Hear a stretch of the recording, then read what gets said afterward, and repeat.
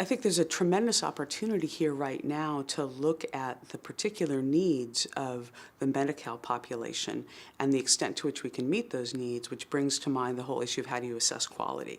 What does that look like for this population, and is it different from how we measure quality in the traditionally older population that has received palliative care? I think there's a lot to be learned there. Every community is different and the needs that they have are different. I think that's true for different geographies, and I think that's also true for different patient populations.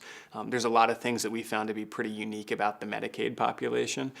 They're much harder to get in touch with, they're much harder to connect with, lots more needs around social support, a lot more behavioral health comorbidities, and so what we've really found is that we have to change our team model and our team structure a little bit to serve, say, a Medicaid population, more social work support, more behavioral health resources, and then also really thinking hard. In each city it's different, but how you actually find the patients and how you engage them in the process.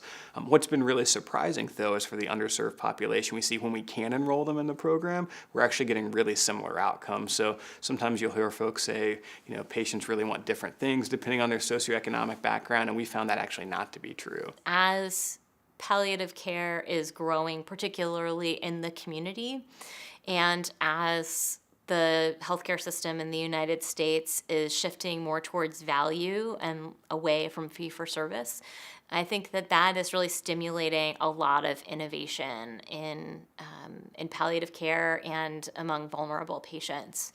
So it's incredibly exciting to me to see different programs that are meeting the needs of their patients, populations of migrant farm workers, and how programs utilize community health workers to meet those needs, or homeless individuals and providing mobile palliative care teams, or palliative care providers that coordinate care conferences in the community to pull together the complex web of social and healthcare providers that really make a full picture of support for these individuals. The social worker plays a key role in complex behavior management, and I think with a lot of the cases that palliative care gets referred, these patients are the most complex of the complex in relation to symptom management, in relation to family dynamics, in relation to in relation to coping. In the safety net, we've got our biggest challenge to really coordinate care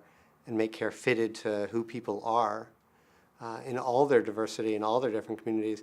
And of course that's paired with the biggest challenge of the lack of resources or the limited resources in this population. So it's really an opportunity for palliative care to make sure that we can figure out how to do what we do when we know patients and families need, but to do it effectively and efficiently, to do it in a limited resource setting.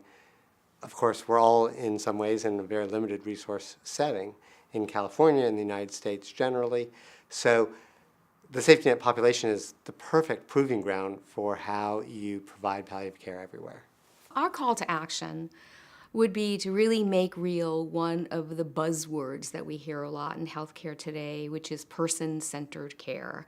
When I hear that, I always wonder, well, when wasn't healthcare person-centered?